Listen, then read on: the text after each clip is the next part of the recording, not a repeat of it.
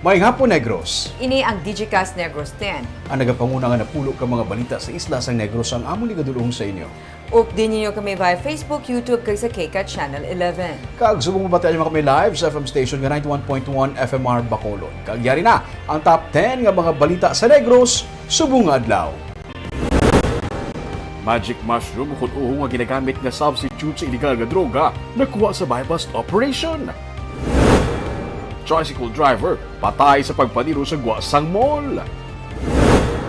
Amelia Street sa kilid sa Libertad Public Market ginsirad-an mga vendors nagbiya sa area bungod sa road repair project. Kaso administratibo ipasaka batok sa 5 ka mga regular employees sa Bacolod City may kaangtanan sa missing nga mga salakyan. Kag sa good vibes, mas barato nga kalamay kang itlog kinabaligya sa likod sa Bacolod City Government, sir. Kinatanan sa Digicast Negros 10. Sa number 10,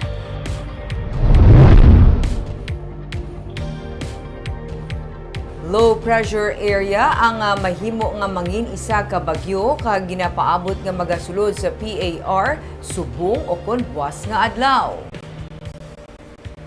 As of 3 a.m. yara sa 710 kilometers east sang Hinatuan, Surigao del Sur ang low pressure area. Naupod ini sa Intertropical Conversion Zone o kun ITCZ nga nag-aapekto sa Mindanao. Subong nga adlaw kun buwas ginapaabot nga magasulod sa PAR ang LPA kag kun makasulod na sa PAR pagatawgon ini nga Bagyo Egay. Wala pa ini sang direkta nga epekto sa lakat sang panahon sa Pilipinas. Ang Metro Manila kag ang iban nga bahin sang pungsod pati na Visayas ang makaeksperyensya sang kasarangan tubtub magalumon nga kalangitan nga may upod nga lapta-lapta nga pag-ulan kag pagpanaguob tugas ang ITCZ kag localized thunderstorm. 6:29 ang sunset subong nga hapon.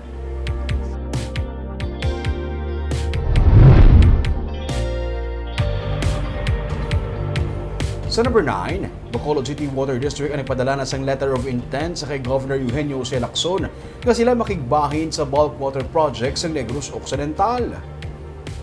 Nabaton sa Office of the Governor ang sulat ni Basiwa General Manager Moradia Hardin sa tung Hulyo 17. Nakasaad sa sulat nga ang minimum committed volume para sa bulk water project sa Basiwa amo ang 10 MLD o kun million liters per day subject sa nalagdaan nga kasugtanan. Sunod sa kay Governor Lacson, dala sang amo nga development mas maayo sa karon ang sitwasyon sa probinsya bahin sa amo nga proyekto. Nagakasayuran sunod sa gobernador nga yara sa mas maayo nga posisyon ang probinsya sa pag-present sa proyekto sa mga investors. Magluwas sa Bacolod, mag-supply man sa tubig pagi sa bulk water project ang probinsya sa Talisay, Silay, Ibi Magalona kag Victoria City.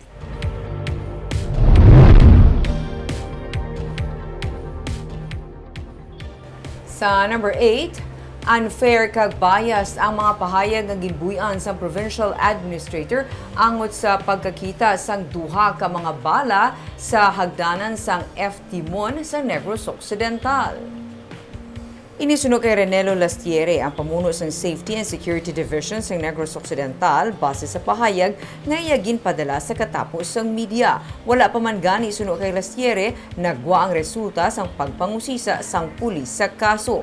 Ginsiling ni Provincial Administrator Fernando Diaz sa interview sang media damlag pa nga ang pagpangusisa sa nakitaan nga mga bala sa hagdanan sang food terminal market ang hindi pa case closed bisan pa nga may nag-ako na. Ang nag-ako suno sa iya, nagsiling o kung nga ginasiling katapos ng military community ang isa ka job order worker sang OPA. Nagapati siya nga tuyo sini ang pagpamahog sa isa ka HR personnel. Kung may ginasiling man nga friction sa tunga ni Diaz kag ni Lastiere sunod kay Governor Eugenio C. Lacson, ini ang isa lamang ka perception o kun pananawan. Ginasiling man ni Lastiere bilang pamuno sang union nga may ginalantaw nga kabalaka nga maapektuhan ang interes sa mga empleyado bangod sa sitwasyon nila ni Diaz sunod kay Lacson, may union man o kun wala humalin pa man sadto, ginapasiguro sang probinsya nga mapangapinan ang kinamatarong sa mga government workers lakip na ang pagbato nila sang mga benepisyo. It in no way gonna affect us anyway. No, maybe that's only a perception, but there's really no conflict. We never failed. We did not need the union to remind us. No, So definitely there will. We always look after the welfare of all government employees, whether you are a union member or not. I'd like to go deeper because anyway, he's the one already who admitted it was his. No, so okay. I'd like to go deeper and find out the person. So number 7,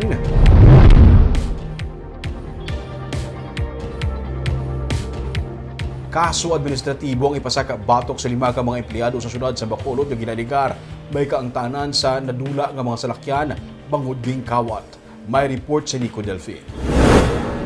Sa 5 ka mga regular employees sa Bacolod City Government Center nga naisyuhan sang show cause order, 2 pa lang ang nagsabit sang ila explanation. May kangtanan sa nadula kag ginaligar ginkawat nga salakyan kag motorsiklo nga gintugyan sa ila sang syudad. Suno kay City Legal Officer Attorney Romeo Carlos Ting Jr., magluwas nga pabayaran sa mga empleyado ang hindi na mabalik nga government vehicle na tala naman sila pasakaan sang kaso administratibo may angot sa simple neglect of duty. Kuha na why sila hindi sila ma-relieve sa liability because sa number of years na nagpabaya sila na pag-report sa COA na nandula ang mga units. Too late na para mag-report. Okay daw ang yes ang COA daw within 30 days ang dapat ipaban-on mo ang ang COA na may nadulaan.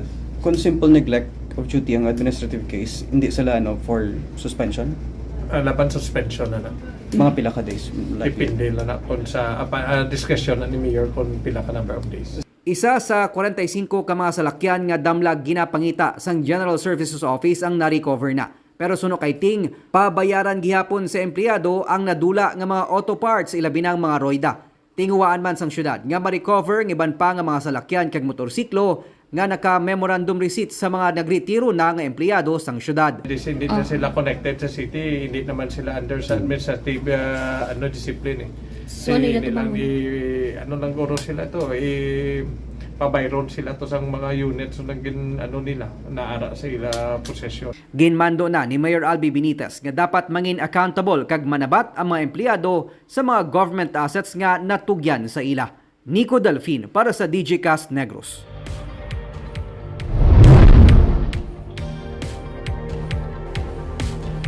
Sa number 6, isa ka van ang nagabaliskad kag naglabog sa talamnan sa Banwa sang Hinubaan.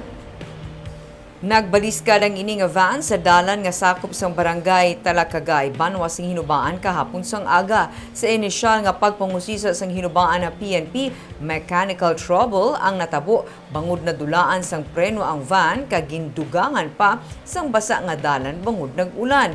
Gani ang resulta, naglabog ang van sa talamnan nga yara sa higad sang dalan. Maswerte naman nga wala sang may nasamaran sa mga pasahero o kung nahalitan nga iban nga tawo sa natabo nga insidente.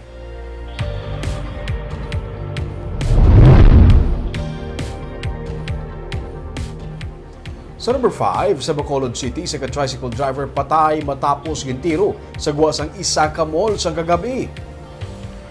Patay na sa mag-abot sa ospital ang tricycle driver kaging kilala kay Junel Pahilanga matapos ini nga gintiro sang lalaki nga nagasakay sa motorsiklo samtang nagaparking sa guwasang Isaka Mall sa reclamation area sa Bacolod mga alas 8 sa kagabi. Sa inisyal nga impormasyon gikan sa PNP, ang biktima ang residente sa Puro Kabugwason, Barangay Mansilingan sa Bacolod City.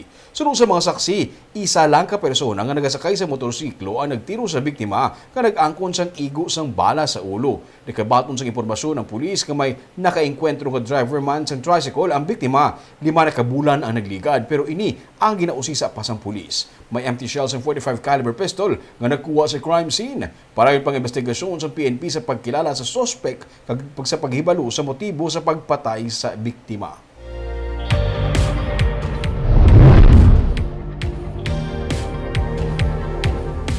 Sa number 4, nanaog na sa 2 digits ang nagaka-record nga hog deaths sang probinsya sa kada adlaw.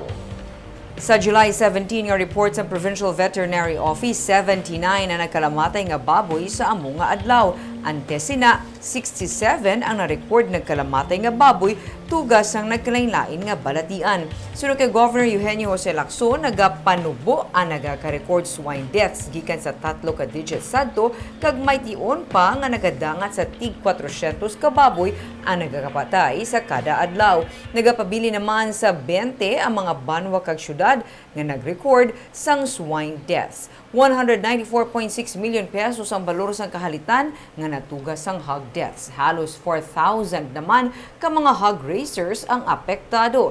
Nagahulat na lamang sang petsa ang gobernador kung saan umasuguran ang pagpanagtag sang assistance para sa mga backyard nga hog racers nga apektado sang swine deaths.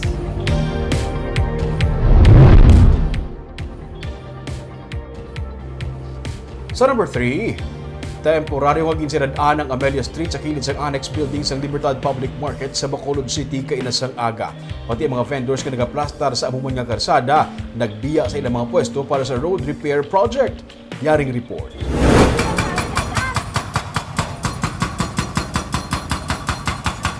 Nagalantaw na lang ang mga vendors samtang ginabuhuan ang dalan Amelia sa kilid ng Libertad Public Market kaina.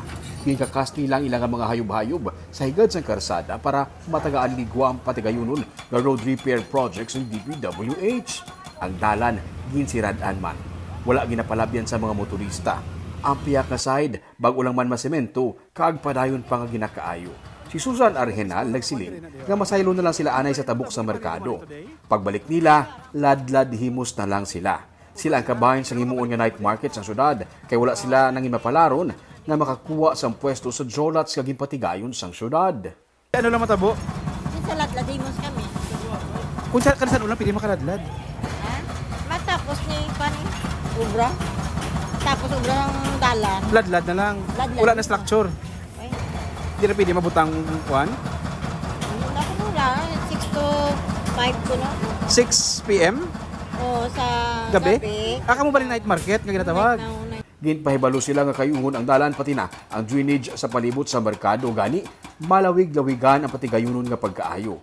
Sa ground floor sang annex building may mga vendors na nga nagapwesto. Sunod sa kay Felicidad Torres, isa man ka vendor sa pagkahibalo nila wala sang may mabilin nga sidewalk vendors sa palibot sa merkado. Kutob sa mga kaupdanan nila nga wala nakagabot sang pwesto sa night market na matupa. Luyag naman kung tani nga kutob sa mga tanan nga nakagabot sa pwesto magplastar na nga daan sa sulod para may baluan kung pila na lang sa ila kaupdanan ang wala pa sa mga pwesto. Mo kay para bala may balanta lang na Kung pila kita bilhin, kung ano yung sitwasyon. Ay siyempre mapangitaan mo niya sa ating gobyerno kundi na tayo tangi kay kabalogi kami nga wa gini ko sa idok mo. Awanan kita nan. Siguro kay templano ni Tony ni Mayor di ba limpo na makulod. Tinluan ni tanan. Sa kaksola di, hawanan. Butangan pisto tanan. O di na, kung gabi. Tagaan kuritan gyud na sa piyak. Okay. Kuritan nila para hindi maginawa ang vendors lang nga night market.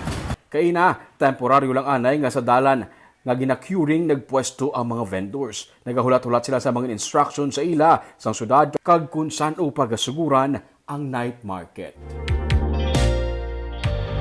Sa number 2,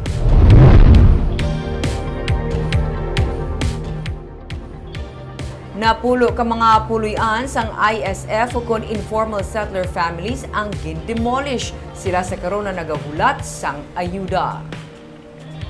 Bisan wala pa ang tig 10,000 pesos nga ayuda, ginsugura na sa City Legal Office Enforcement Team ang pagguba sa mga puluyan sa napulo ka mga informal settler families nga naisyuhan sang notice to vacate kag demolition sa puro ka lampirong sa Barangay 2 sa Bacolod City. Suno kay Ray De Misana, ang pamuno sa enforcement team, voluntaryo ang pagpaguba sa balay sa mga apektado nga pamilya pila sa ila ang na-disqualify sa housing program. Ginpasalig naman ni City Legal Officer Attorney Romeo Carlos Ting Jr. nga mahingagaw release sa 32 tanan ka mga pamilya ang financial assistance halin sa Department of Social Services and Development. Ginapaabot sa syudad nga kung makakas na ang mga pamalay sa kilid sang Mambulok Creek, liwat man nga mapadayon sang DPWH ang ila revetment kag flood wall project. Actually, ano lang kayo, may diferensya to na may ngalan to na isa na wala na dala sa program of works, kag wala ID po, ginano to sa na ma-comply naman ang requirements ng audit. Kaag sa numero 1 sa mga balita, subong adlaw.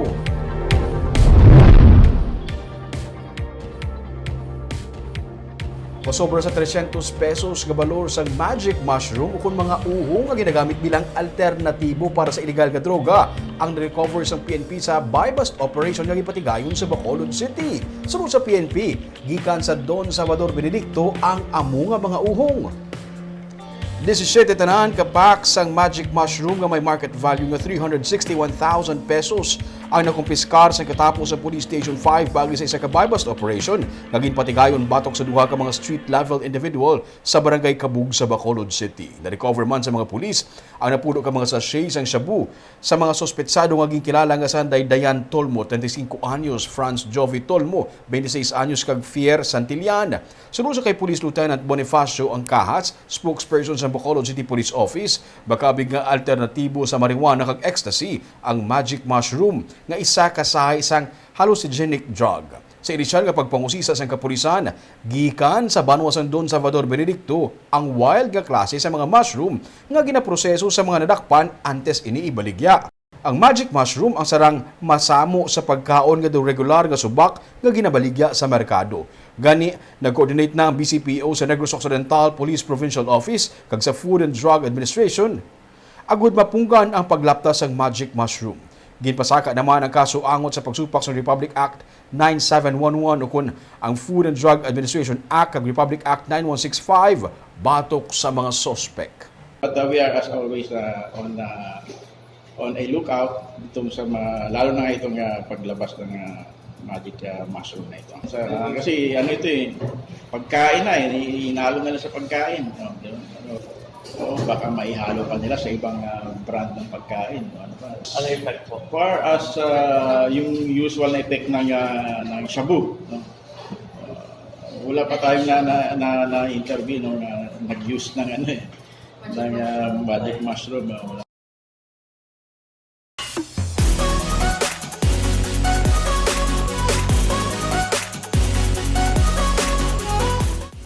Sa Good Vibes, ginadagsa karon sa mga bumalakal ang produkto sa Mercado Day sa Bacolod City Government Center. Mabakal diri mas barato nga kalamay kag itlog. Sa likod lang sa Bacolod City Government Center ang na-display nga mga utan kag produkto sa mga local farmer organizations. Diri sarang mabakal ang taga 70 pesos per kilo nga refined sugar nga kadiwa sugar. Mas barato ini kumparar sa tag 110 pesos pasaka nga kilo sang refined sugar sa mga merkado. Tag 162 pesos naman ang tray sang itlog nga ginabaligya sa tag 175 pesos pasaka sa iban nga baligyaan. Gani madamo man sa mga empleyado ang nakabakal bangod sarang sila nga makakinot. Mayara man sang binutelya nga ginamos nga tag 110 pesos.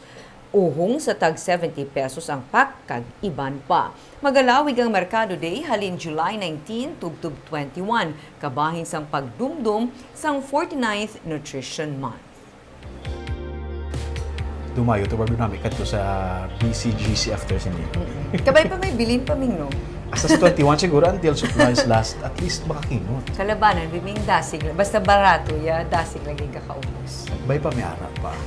Kaagap ito mga balita sa Negros subong adlaw. Kay man sa panahon karon importante nga may ihibalo ka sa nagkakatabo sa imo nga palibot. Pero dapat balansa kag eksakto ang mga impormasyon. Padaan kami nga magapangalagad sa Negrosanon. Ako si Barbara Mijares. Tugtub sa buwas, ako naman si Romeo Subaldo, mayong hapon.